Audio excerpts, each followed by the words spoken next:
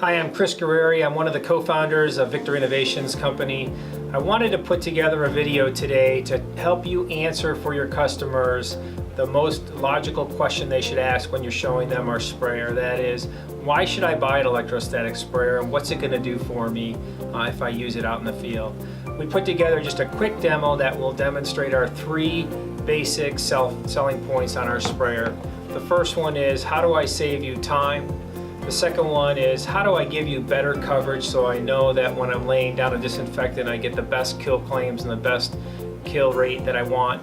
And thirdly, by using less chemical per square foot, how can I save you money? Now let's get on to the demos. In this first demo you'll see that I'm using an HVAC pipe, vent pipe that you could find at any home improvement store.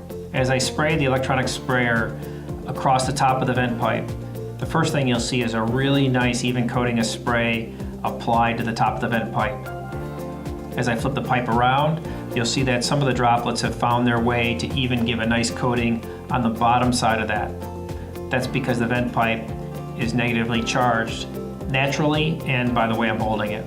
And thirdly, you'll see that's because the particles don't want to hang out in the air.